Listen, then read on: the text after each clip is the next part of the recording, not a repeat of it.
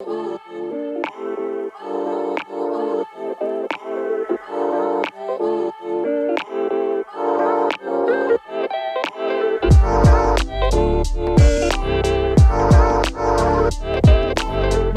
to Book Talks, the show that speaks to entrepreneurship, health, and so much more. I am your host, Dimpho Mogale. As we celebrate Women's Month, we're going to be speaking to a financial expert. Yes, Khuthi Manana. Let's welcome Khuthi Manana. How are you? I'm well, Dimpho. How are you? I'm good, and yourself? So, ask Khuthi, please tell us about yourself and who are you? Who am I? That's a good question. I am a daughter. I am a sister. I'm a new wife. It's just been married for just over under 2 years. And I'm a new mom. I have a 3-month-old baby. And then I am the CFO of NYDA. Yeah. So that is who I am. I embody all those titles, and yeah, that is who I am in essence. Please tell us how you embarked on your journey as your career journey into finances. My career journey is a bit weird because I did maths and science in primary and high school. There were no prospects that I would actually do accounting. I think the first time I heard about accounting was actually in my grade 12 year. There were people who came and visited our high school. I went to very secondary school. And then they spoke about accounting, and someone said if you become a CA, you earn like $500,000. Yeah. I was like, this is something I need to do because I have money, okay? And then, that's how I ventured out of maths and science. The typical, I think at home they thought maybe I'll end up an engineer or a doctor. But when it was presented, I was like, okay, money, okay, I saw how accountants in movies in the US work. You know, they dress up like the way I like to dress. They do their nails. They sit on rolling chairs and glass offices. So I was like, that's my style. I'm not going to be an engineer and be working underground and all. I'm not the type of girl. Yeah. So that's where the whole accounting thing started. My maths wasn't that great in throughout high school. It was bad. It was bad. But then I had to realize that for me to get into accounting, I had to make my maths marks work. I asked for help from someone who was the top student in class. They assisted me. I got my maths in the bag, and then I was accepted at Wits University to go do my accountancy. And that's how my accountancy journey started. I had no idea what it meant. I had no idea what being a CA meant. Yeah. I had no idea that I have to do like articles. So at the end, 3 years into this degree, I am told you have to do articles. I'm like, how? So this is the same thing as being a doctor. Yeah. I was just a rural girl who came to Joburg in pursuit of something that she didn't even understand. And lo and behold, that's how I'm here now, and my career is what it is. Is that why we were in green today, to represent the money?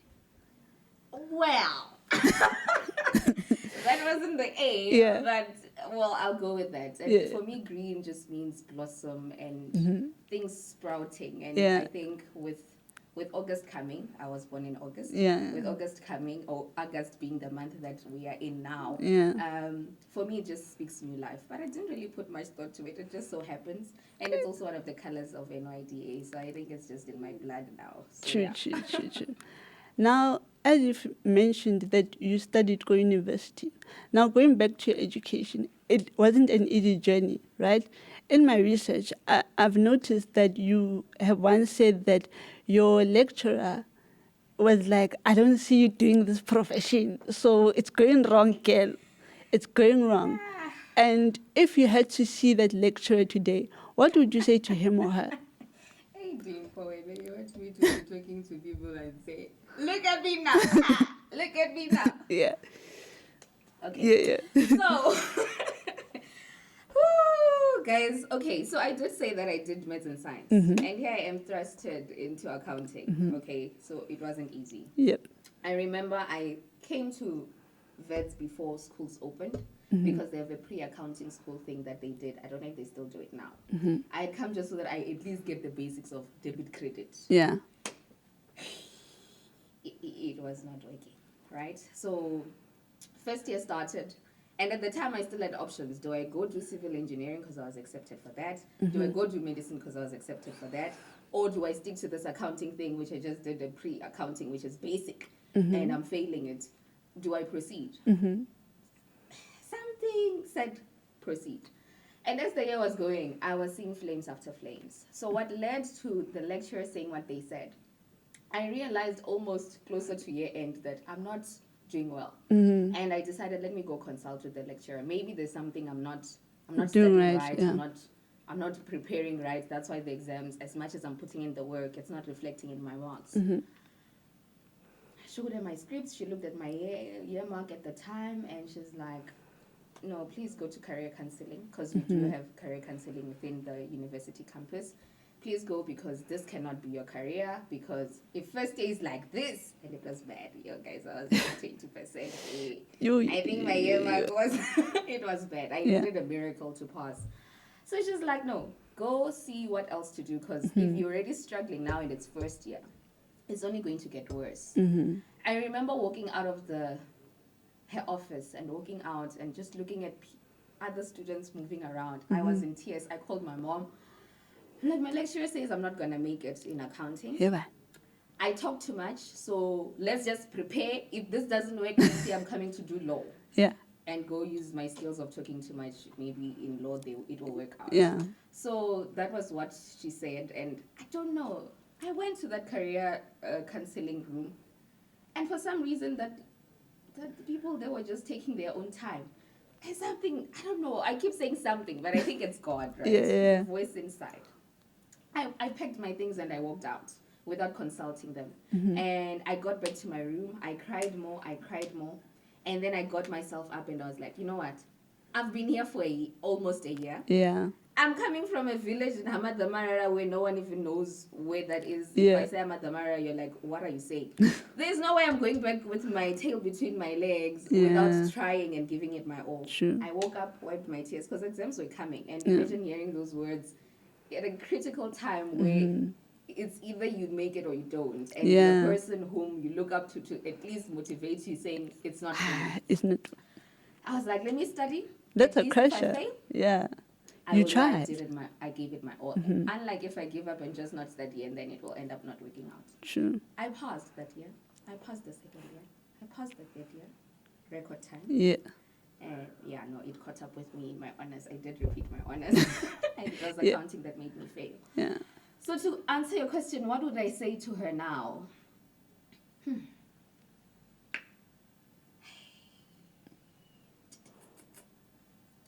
I would say, if another young person walks into the room and is in my situation, obviously she probably said that, why am I being emotional? This happened like so many years ago. Sorry. Obviously she was making that comment with information and historical information of what she has seen, maybe other students, But I would probably say, don't kick a dog when it's down. Yeah. Right? And yes, sometimes the advice is do change your career, because some people do need to change their career. True.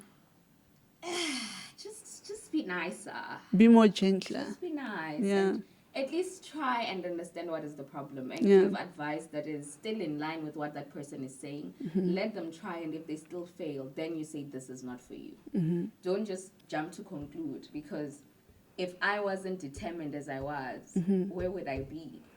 That's true. What if I had decided to give up and gone back home with my single mom paying my fees and me still needing financing, and I ended up maybe not even becoming anything? Yeah.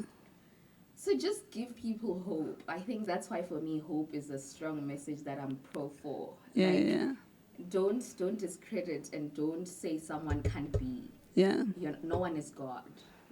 True. Please ask a And next question. how did moving from that prepare you for your career or propel you to where you are today? Yeah, that's a good question. I think looking back at just my journey, I am not a I'm not a typical accountant, and I'm also not someone who takes you can't. Why can't I? What? You know? Yeah. So from that early first year stage where I'm told I can't, and then I see myself pass, and I'm like, yes, I passed with 50%. It's fine. It's a pass. Yeah. Even like the others who did accounting before. Yeah. And I didn't do it at all. Yeah. The work that I had to do, not only in that first year, in grade 12, one, I had to swallow my pride and be like, okay, I don't know maths. I need to ask someone who knows. And I still am so grateful for that family, because I literally asked that student to say, can your family take me in during this exam period, and we just study together. Yeah. Even though I was probably cramming, but also I friend that I passed. So it's a journey of determination and saying, I have to get this thing. If this is the thing that is standing between me getting my next thing that I want, then I have to put in the work. True. I have to swallow my pride and say, I need help. Like, I need help. And even me going to the lecturer was me swallowing my pride to say, okay, this thing of me sitting in the study room for hours and hours, but it's not showing in my results, and day in, day out, I don't go consult, it's also not helping. Yeah. So I think that determination spirit and saying, putting in the effort and putting in the work has really shown through even in my career journey to date, because I work. I even though I have to say it myself, I really work hard. And it's something that I believe, as much as you might be gifted, as much as you might be hopeful, ultimately it all goes back to you need to do the work. Because I always say, for every yes you get, or every yes you get, someone got a no. When you passed, someone failed. When you appointed, someone we reject to inform you. Yeah. When you were getting congratulations, someone was being disappointed. So True. when you are given something, best do the best you can. Because even me being accepted for that accounting position, or me studying, other people got rejected. Yeah. So you can't apply or want something, and then when you are given the opportunity, you don't come through on your part. So that has really, I think that determination spirit has shown and is still showing through my career journey to date. That's so amazing, and I'll definitely take your words of inspiration as well to keep on pushing and to know that there's a continuation, there's still a journey, For the years that I got today, someone had to get a no, so I have to show up, and thank you for that. Kudos to that. Now stepping into the role that you now play, why did you choose the public sector and not the private sector? I mean, you could have started your own accounting firm, but you didn't. Yet. What was yet? So what was the reason behind that? Sure. Guys. So I did do private sector, okay? So this is my 7th year working. My first 3.5 years were doing articles, which I did at one of the big 4 companies. And then I think I got a lot of exposure when I was there. I got exposure to the banks, I got exposure to retail, I got exposure to fast foods like your McDonald's, just understanding the business and understanding how it works. Because I think one thing that is clear about me, or that I made peace with, is unlike other people, some people know I want to be an investment banker. Yeah. And they do everything with a narrow perspective. To say, this is what I want.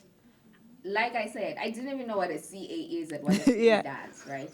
So for me, the reason I went into audit is because someone said, and I thank God for all the people who said something, and also me for listening.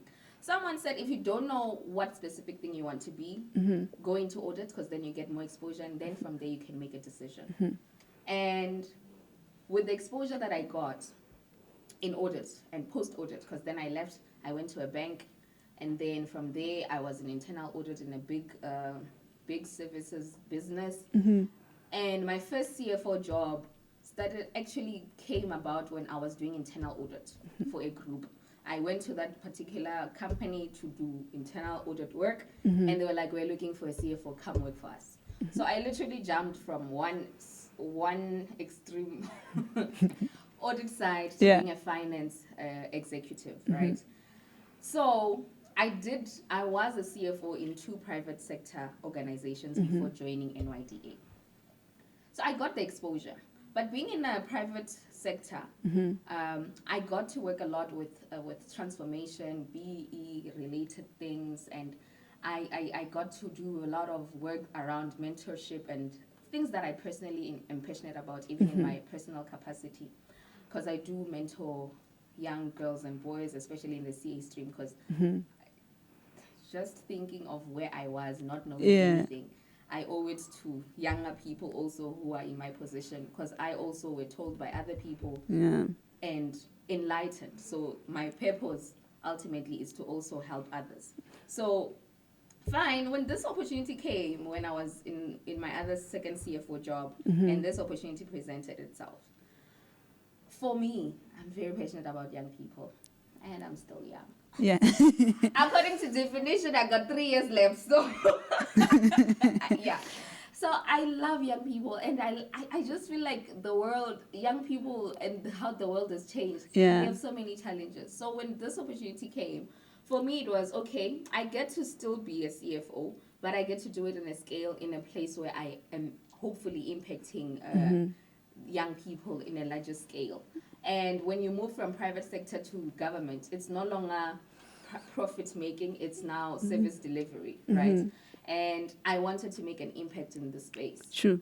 Because also when I was a psycho presenter, there was a time where I did an episode about how there's a lot of CAs actually don't love coming to public sector. Apparently there's results that came out from BDO that says it's like less than 10% of CAs within the government space. Okay. The 90% is in private sector. Yeah. Which obviously makes sense, get more money, it's fine. Yeah. So, but here, public sector, if the more people run away, whereas we are saying that we are recognizing that there are issues within the government financial management. Who is going to do that if no one wants to tap into the public sector? Yeah. So for me, when the opportunity came and I went for the interview, I was like, and I was accepted. For me, I felt more like it's an entrusting to say, you were here. Yeah. Now it's time to do. True. And I am doing the best I can now. So that's how I got to public sector. And you're living proof of that. So now taking from what you have told us, what is internal audit? For someone wanting to high, being like, okay, I hear this internal audit, but like I don't understand. Is it numbers? Is it you with a big machine sitting there? Ding, ding, ding, ding. What is internal audit? I like that. So hey, I need to now do dummy talk. Yeah. Like someone who doesn't know it all. Yeah. Whew. So imagine, okay, it's like my husband always says I give bad examples, so let me know. But let's take it like this. You are sent to go buy groceries. Your mom gives you money and gives you a grocery list. Yes. Money is the finances that the organization has, whether it's in the form of revenue. In the government space, it's the allocation that we get from National Treasury, which is government, right?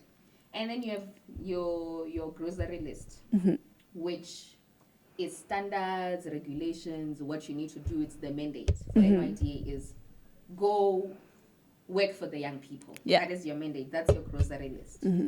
You go spend the money. You are given this to money, grocery list, go buy.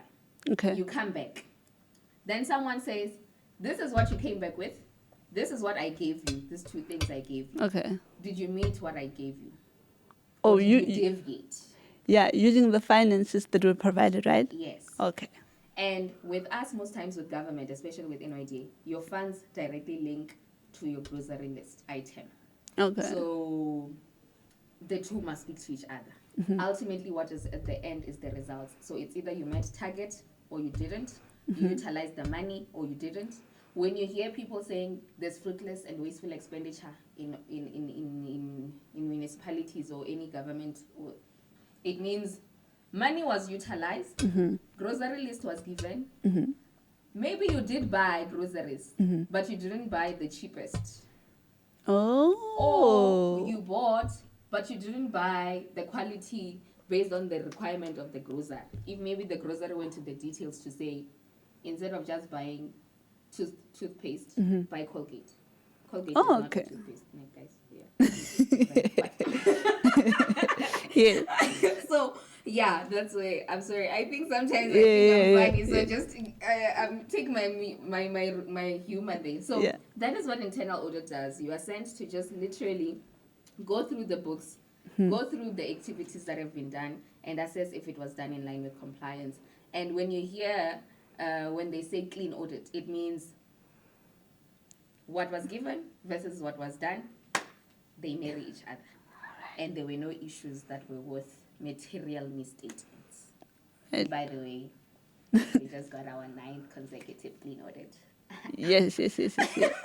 So how has that shaped your view on political versus the corporate world as a young female, knowing the hierarchy or people in accounting, it would have been assumed as male dominated, where you're like the chief financial officer is a female and I'm here representing. So how did that be like? Hey guys, we need to do these names and titles. Chief is just, hey guys, the pressure. But is it? I always say I'm just a glorified accountant. It's just that what you do on a day-to-day. For me, it's not about titles. For me, it's about what you do on a day-to-day. True. And that's what drives me. I even say in my social pages, even if tomorrow I'm called I don't know, any name that feels like it's a drop from chief financial officer, as long as what I'm doing, it's impactful and it impacts lives positively. But how did I navigate the politics of a male-dominated industry? What men can do, women can do. We gave birth to men. I just gave birth to a boy. You better know I can do what he can do because I taught him. Whatever he'll do, I would have taught him. But how do you navigate? It's difficult. I don't want to lie. I have been in rooms where I am the only female executive. I am the only female executive. And I'm the youngest executive. And navigating those, it's not always easy. And imposter syndrome, I live in it. I live through it. Yeah. But for me, I think the whole conversation of female versus male, I always say women shouldn't want to be given things just because they're female. Okay. Are you equipped? Do you have the skills? And will you execute with the same standard? The conversation shouldn't start on whether you are male or female. It should start on who is the best qualified person and who will deliver. And I sometimes know that I'm hired because they need a female. But then it's my responsibility to then be the female who is hired and shows that it's not a male versus female. It's who can deliver the job. Because also, we don't want women being given opportunities and then messing it up. Because if I mess it up as a woman, once given an opportunity, it will be like, you see, this is why we shouldn't give women positions. Because they don't deliver. And then I'm closing the door for the next girl. Yeah. My passion is always that every generation must do better than the previous. We are where we are because of women who fought and have been fighting throughout the years. True. Our daughters should have it easier. True. And the daughters that follow should have it easier. But obviously that's a balance between also men need to get to a point where they accept that women can also do. But also women also need to believe and be ready for those opportunities and actually apply. True. If a post comes out, we are looking for a CFO of NYDA. And I said, what will young Khuthi do? There are so many men, they will probably, and I don't apply. Yeah. And then they hire a man and you're going to go complain. Did you apply though? Because then if you applied and then you were prepared and everything and then they still don't hire you, that's a conversation. Yeah. But when you stopped yourself because you are fearful or imposter syndrome or all these other terms that we come with as women or shy away from things that are challenging, that is what I don't want. So I deal with it every day. But the more you do it and the more confident you are in terms of what you execute and your results, the better it becomes. Was that how you were able to break the glass ceiling that they speak of? I've never heard of a glass ceiling, but in glass ceiling terms. I don't think I've hit the ceiling. Hey, if I come back here and you call me and I'm the CEO or something, then we can start talking. For now, no. And that's my next thing. Hey, I'm done. This is my third time being a CFO. Okay. When I say it here on record, it's quarter to the last one. Okay. So now that you have mentioned that you have gone through the struggles and seen the struggles, and I like that you know, we should stand up, Ultimately, we're book talks, rise and stand up for yourself. And I actually commend you for actually going, guys, we are not the problem, men are not the problem, but we should believe in ourselves and rising up. So thank you very much for that. Now, stepping into the challenges. I like bad news before I hear good news. So the challenges as a CFO that you have encountered, would you please name 3 for us that you've encountered? There are many, I know, but your top 3. Top 3 challenges as a CFO.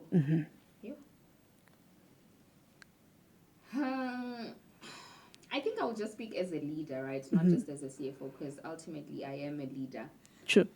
I think the greatest challenge would be balancing numbers and people. I'm an empath by nature. I'm a feeler. So most times when I speak about something, I say I feel. Some people say I think. Some people say I believe. I start with I feel like. I'm a feeler. So I think the greatest challenge I've encountered was when I had a junior staff who didn't want to do work. The sister in me is like, let's understand, let's balance it. What's wrong? I hear the story, I empathize. But the leader says work has to be done because if you don't pull your leg, all of us fall. Yeah. So managing the dynamics of putting your emotions aside and dealing with the facts, and also addressing confrontational circumstances where you have to sit someone down and say, you need to improve on this and this. Yeah. And as a leader, it's important. And I've learned how to give constructive criticism. I've gone to career coaches. I am coached. I'm a coach myself. Yeah, I also have a coach. All right. You can't be a leader, whereas you have never been a leader. True. And your mom was not a leader leading people. My team is made up of 40 plus people. Yeah. So you can't just yes, there are attributes that make you a leader. Maybe you're born with them. But ultimately, for me, I believe if you want to excel in something, you must keep on go practicing. to experts, right? Yeah. So I have a coach who coached me on how to not be too much of an emotional person, to not take things personally, and to be a leader that leads by example and helps others. True. So that's the first. And I think majority as a leader, most of the challenges comes with the people. The numbers, yes, you can balance them. The reports can be done and so forth, and the deadlines, right? So I think that's the one that I'll mention, because if I go into specifics, I think it sums out to just being a leader is challenging in the sense that you have people under you. It's not just the job. When I say I'm an empath, I think when I see Dimpho and you're my junior staff or you're under me, you represent your mother, your father, your children, your spouse. Yeah. If you lose your job, or if something goes wrong in the department and you can't get your bonus, or you can't do, those are the things that keep me up at night. Yeah. Say we need to do things right because there are multiple lives involved. It's not just the 3 that are under me, it's 3 times the people under them. True, and true, as true. a leader, you have the obligation, and you have been entrusted with the responsibility to always do the right thing for the greater good of other people, even if it means you compromise yourself in terms of the hours that you put in terms of the decisions, and make sure that you are standing as integral as possible and leading with by example. That for me is the key emphasis, which is a challenge but also a strength in a way. Yeah. And now the good news, now the successes. Okay. So name one at least for us. You're like, yeah, we did this as a team, as a CFO. Team. Oh, Dan, I've been fortunate to be involved in so many things. Do you mean in my current role or any? Your current role? My current Yeah. role. Shout outs to the NYDA finance team. Yo, guys, I love you guys. Like, you know what? As finance, people will always have issues. Either someone is saying you didn't pay me my allowance on time. Either a supplier saying this. Or is people just generally saying, you don't pay me enough, and they blame the finance guys. The finance guys don't make those decisions. Yeah. We just pay, right? Yeah. It's the HR conversation. But I think my team, one thing that I'm grateful for, they work. Those guys work. They know what they're doing. And I'm so glad that I can even go on maternity leave and not have to worry about the organization being on the front cover news to say NYDA did not pay people.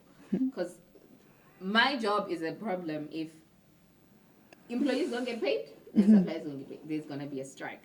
So I'm so grateful that they work hard. And like I said, even though we are finalizing the audit, it's a clean audit. Yes. 9th consecutive. I mean, and when I say clean audit, guys, trust me, it means your things are in order and people are doing what they need to do on a daily basis.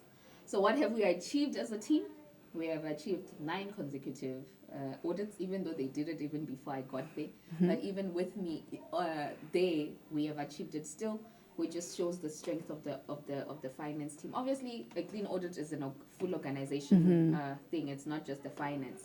And I think NYDA is very consistent about, and passionate. Even our CEO is very, he's also a CA, by the way. So we are very, very focused on we must do things the right way. And the critical thing, we really are passionate about young people. Yeah. We really are passionate about the what we are called to do. Yes. And it's not just we're doing numbers. We're doing numbers with the understanding that we are serving the youth on a daily basis. Yeah. That's why they're physically there. Work from home is not something that they do. They physically go to the office every day. Yeah. Because we are a service delivery organization. So that's one thing that I think, because it's still fresh and the audit was tough, but we made it. So that's the one good things that I would share right now. Now, you are working at the busiest entities in our country. But now we want to know about your role as a CFO. What are your daily responsibilities as a CFO? I sit in a lot of meetings, a lot of strategic meetings. I sit in meetings. So every meeting that my CEO is in, 90% of the time I'm there, because the operations are directly linked to the finances. So any program that is done, the finances need to be managed. So what I do on a daily, like I've already mentioned, we pay suppliers, we do employee payments, because as an organization, obviously we are in 9 provinces, right? We have branches in all the 9 provinces, and there are programs that run throughout the different provinces throughout the months and the year, right? So our main thing is to ensure that our employees get to wherever they need to be, and that programs are also being facilitated. SCM sits under me, supply chain management, so the procurement side, which is a very critical part of my division. That's where when you hear the word fruitless, wasteful, and whatever expenditure thing, it falls under SCM. And that's where, because we're a government organization, we need to comply with the procurement processes, which is tenders and bids and so forth. Yeah. So that needs to be executed. I chair the BAC, which is the final approval of the procurement people or procurement suppliers that we put as a panel. If it is a panel, I sign off most transactions, but obviously there are thresholds. I'm going too technical now. There's certain thresholds that if it's over a certain amount, it comes to me. So my team is composed of the CFO, I have a senior manager, and I have managers, and then I have people under them who do the specialist roles.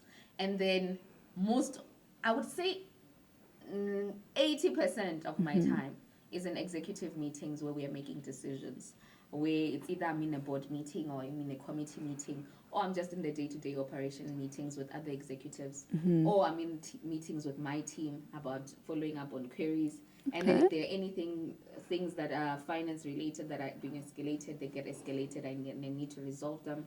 I manage relationships with the bank. It's a lot. It's a lot of things. It's work. It's a lot. People think CFO, oh, you're living your best life, you probably wake up looking all good like this every day. No, today's an exception because you called me here. Yes. It's groundwork, most definitely. It's groundwork. It's a lot of work, yeah. And now I'm going to step into the negatives. Some young people say, Hore, NYDA is despondent. Like we hear about these interventions and programs, Mararona Dololo. And what do you have to say to that?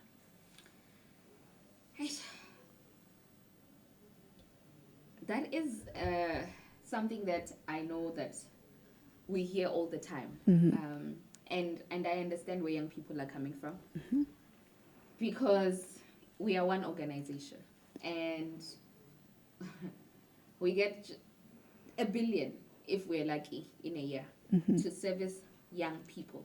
We are a youth agency for the youth. And when I say youth, it's everyone from 18 to 35. Employed, unemployed, experiencing GBV issues, orphans, you name it. But the critical cry out is mostly around unemployment, which is where we are now, where the unemployment rate is quite high. Yeah. Right? And when young people are sitting and saying, we don't see you, it is a painful thing to hear, especially as management and as a leadership. True. Because there's quite a lot that we're doing. If I sit in meetings and I see all the work that the board members are doing, and I see all the work that our CEO is doing, and we see where the funds are going, and we see also with our supply chain where it goes back to, are people applying though? Do people even follow our pages? Because sometimes we put up posts, no one applies. Yeah. We literally have to, on a personal capacities, have to reshare. Because one, young people are not even following the NYDA pages, right? Okay. And then they sometimes don't respond on time. So it's not to say we're not doing much. We are doing a lot. Like I said, we're in 9 provinces. True. And all those provinces have programs and they have targets that they need to ensure that young people are being impacted. And what do we do in those 9 provinces? We offer a variety of things. And I know young people mostly think we just do funding. And remember the grocery thing I said? So 1 billion. How many young people do we have? A lot. Thank you. Our funding structures move from as little as 10,000 to 250,000 per small enterprise that we application that we get. And obviously there's requirements of funding as well, because the aim is to say, if we're going to fund a business, it should be a business that hires other young people and will be sustainable to ensure that this company will be in existence. So the requirements of how much funding you get is also linked to the requirements, right? Just like with everything in life, for you to get accepted into varsity, you must show certain marks to show that you will be able to handle what you are given. True. Because for you to get a yes, someone has to get a no. So that is the issue. So now, we don't only give funding for businesses. We do skills training to say, okay, you're a young person. Truth is, a lot of young people who are unemployed didn't finish high school. True. That is the stats that we sit with in the country and the history of where we are coming from as a country. So we do skills training to say upskill so that you are hireable. You are given practical skills where you can get a job, right? And we also do mentoring. So fine, you are sitting feeling like I don't know what to do. There are mentors. All of these things are accessible. But did you know? You didn't know. Do you don't know? know how to get it out there. Like, I don't know if we must have a TV show. Like, because we really, really are doing a lot. And most times we are looking for young people. And the question is, do you just want to be given opportunities and not do your part? Because it can't work like that. True. It can't work like that. True. Filling a form. You just told, fill a form. Yeah. No, you're not giving us opportunity. Fill a form. And obviously the form has questions. Sure. If it needs you to do something, do it. Because even those who are qualified, and this is not to say the problem is the youth. I'm saying let's meet each other halfway. If the funds are there and the opportunities are there, why are you not grabbing them? Doing your part means you do what needs to be done. Yeah. And then you will most likely get the access of what we have. But we do sit with a situation where I'm saying I'm not given enough funding to fund all the youth of South Africa. And we always are asking private sector organizations, government to say, let us partner so that we are able to have a larger impact when we have a more greater pool of funds. Because what's currently happening in our country, every organization is doing their own small part. Yeah. And then it then looks like it's not cluttered, enough. yeah. But if we were to Pull in together. Agent, we're an agent. Utilize us. We have the people who wake up every day. But the limitation is the funds. And as the CFO, I'm honestly going to say, with the amount of money I'm given every year, for me to meet the needs, it would be great if we get more investors, because that way we will be able to have greater impact. But is NYDA not doing enough? I would say the answer is no. And when I say clean audit, it's not just to say you just use the money. We utilize the money to meet our mandate. Yeah. And that's also something that the audit speaks to, because that is what we are audited on. So we are doing work. There is more that we need to do. And we are asking young people, don't lose hope. Knock on those doors. Start those businesses. Apply, guys. Apply. True. And don't hog. If you have an opportunity, hire other people. If you have a skill set, train other people. That's where the mentoring spirit comes from. Where we don't become so out of tune with the realities of others just because maybe we have it better or we don't understand. I come from a rural village. I know and understand. When young people say, I don't have the data for you to go online to apply, there's a branch where you can walk into and you will find suitable, well-trained NYDA staff who will then take you through what you need to do. If you're saying, no, I want to do this thing, but I don't have the skill sets, you are taken through channels where you are even given certification for you to be able to equip yourself and get employment. So, or start your own business. Because I think the conversation with young people now is that let's not wait to be hired. True. You said something about why haven't I started my own accounting? Yeah. Okay, accounting is boring. I don't want to do accounting forever. But but I know many people who are starting those businesses. Yeah. But whenever they put posts to say apply, they don't find people. Yeah. Guys, stay in school. Stay in school, study. As painful as it is, and sometimes you want to give up, and everything is saying give up. I mean, you are the definition of not give up. No, and if the school thing is not working, because not everyone, I have cousins whom the school thing is just not for. Find something. We are being recorded by people here. Yeah. They decided, this is what I'm going to do. I'm going to equip myself. Some people actually sit and study how to edit a video. I can't do it. But someone is willing to pay someone to just do that. Yeah. Make chicken feet, man, on the street. Yeah. I will buy. People will buy. Yeah. Okay, young person, there's an opportunity. Go be a petrol attendant. Me, petrol attendant. What? See me. Yeah. That's pride talking. For a cleaner. Yeah. Me, cleaner. That's pride talking right there. What do you want to do? Our mothers paid our fees doing those things. Exactly. What do you say? Exactly. And you don't like school. So what must happen? True. But that's not an NYDA opinion. That's my opinion. True.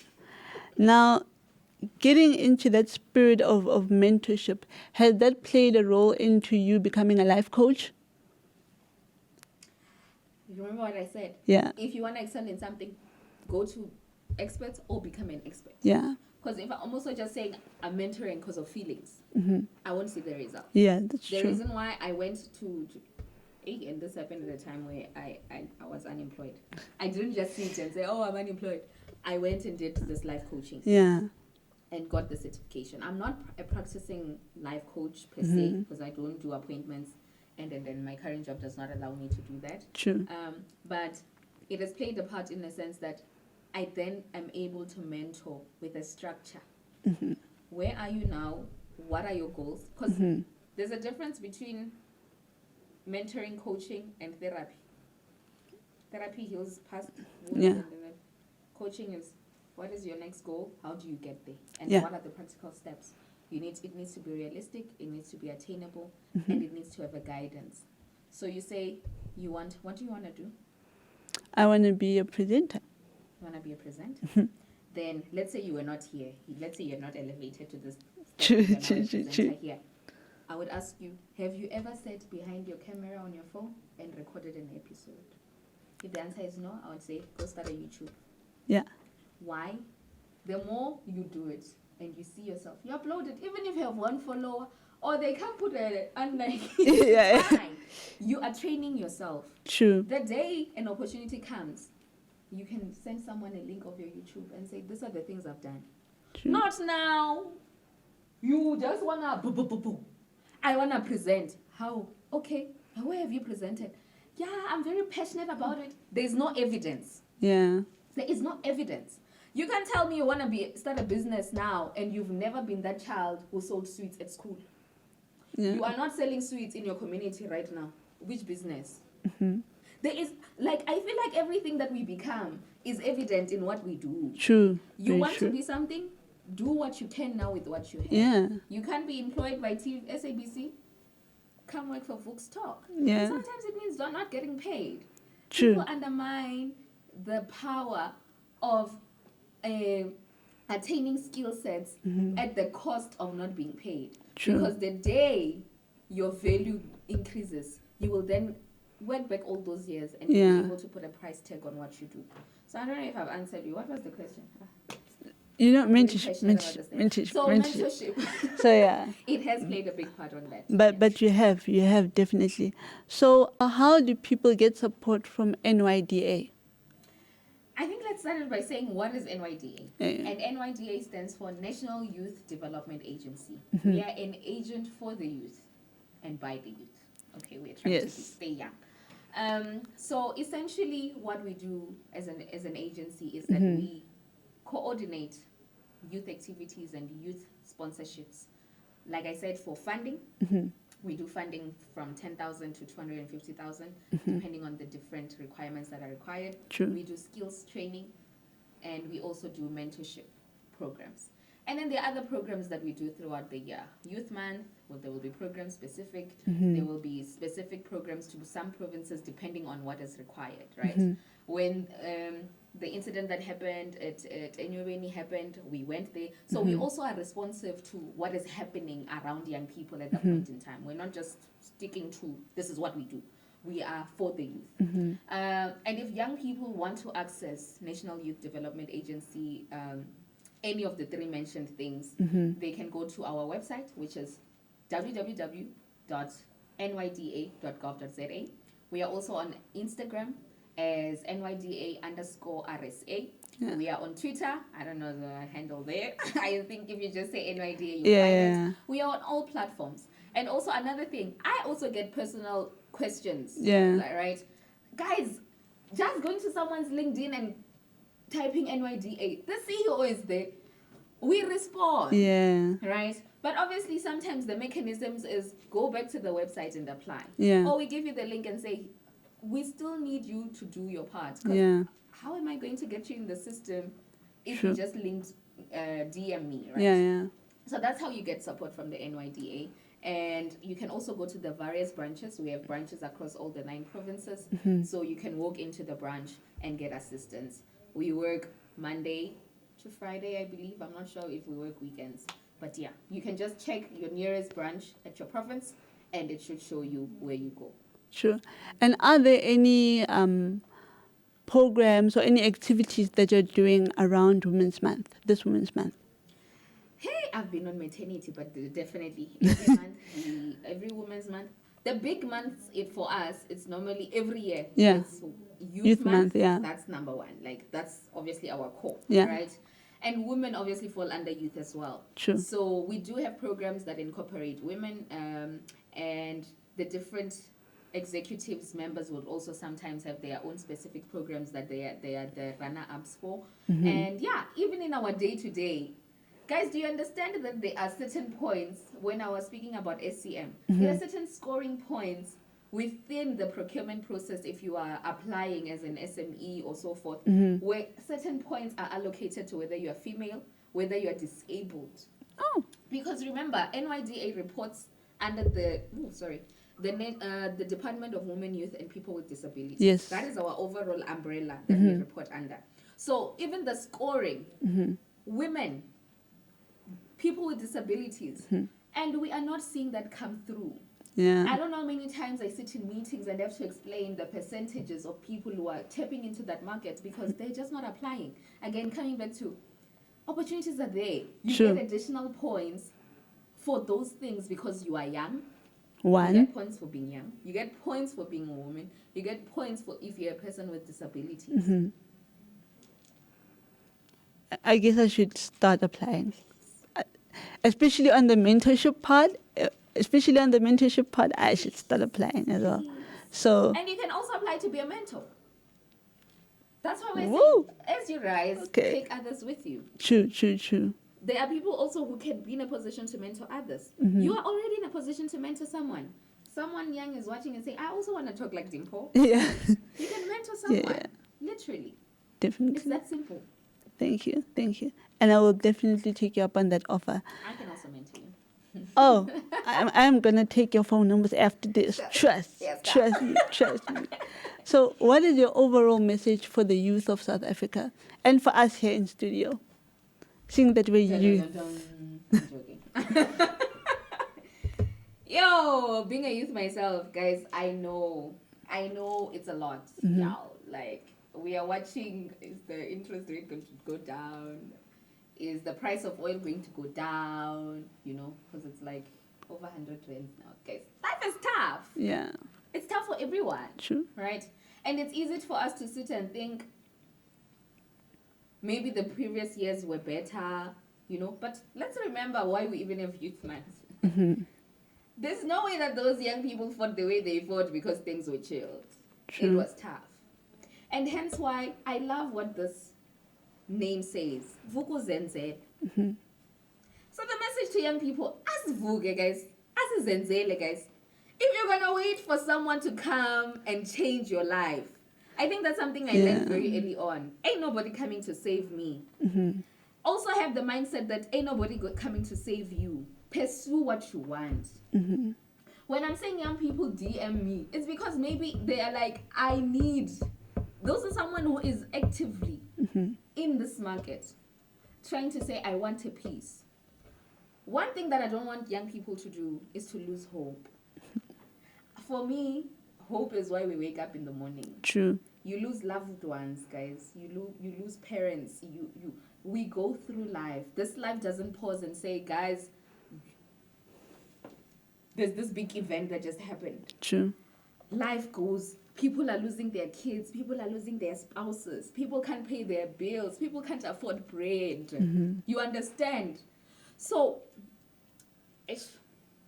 let's not lose hope. Surely, better days are ahead. Do what you can with what you have. True. Save. If you need to plant in your own backyard, plant. Sell what you have. Use your hands. Play lotto, guys. Now I'm playing lotto. Otherwise, majority of what I will say, the cracks, jokes aside, the lotto thing was a joke. But I do play it. Yeah. Hopefully I'll be able to help people literally with money, because also telling people you'll be fine and they don't have bread, for me just annoys me. Yeah. And sometimes I'm just like, Yeah. Don't lose hope. Every day, let's put our best foot forward. Those who have been privileged, whether you're privileged with a skill, teach others and bring others along. Whether you're privileged financially, bring others along. Mm-hmm. Whether you're privileged that you have access to rooms where people you wouldn't access naturally on a day-to-day, don't lose those opportunities. Respect people, guys. Honor people. Yeah. Young people, I think one thing, maybe it's because I was raised by my grandmother, one thing we have lost is just respect. You know, the tea lady could be the person who has your next job. That's true.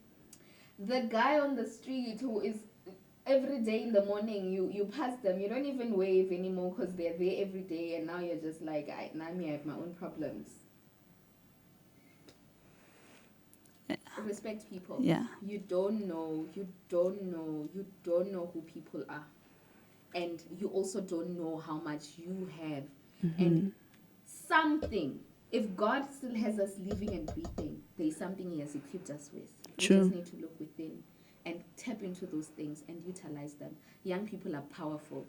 United, we are powerful. We are. But divided, and that's what most of us are. Yeah. That's why we are breaking, because we are divided. Stay united, stay hopeful, work together, lift as you rise, respect people, and follow opportunities and create opportunities. And yeah, I'll end it there. I mean, as Khuthi, from the information that you've shared, especially as a hard of hearing young person, I always refer to myself as a child. I don't know why, but as a young person, not only have you inspired me, not only have you put hope in me as well, but you've created an environment where you've opened my eyes. And as young people in the studio now who are managing our cameras and our sound and everything else, I just want to say thank you to you, because it's not many people who are here saying, guys, I'm not just a CFO, but I'm also a person as well.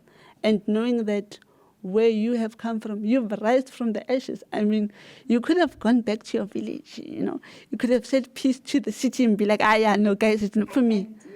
But you have risen and you have shown up, and you've shown up today.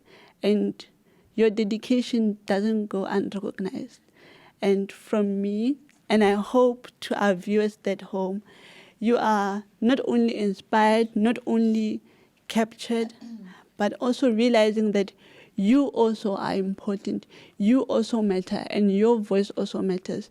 To my hard of hearing community and my deaf community, yes, we have risen, and yes, today we can now proudly say that we have our language, sign language of love, that says we are the 12th official language. And to close our show, I'd like to say thank you to everyone in the studio. Thank you to our guest. And hopefully we see you on the next episode. Please tell me I am your host. Say love Peace. in your language. Please. Yes, this is love. Yes. This is how we show love. This is how we show love. Peace.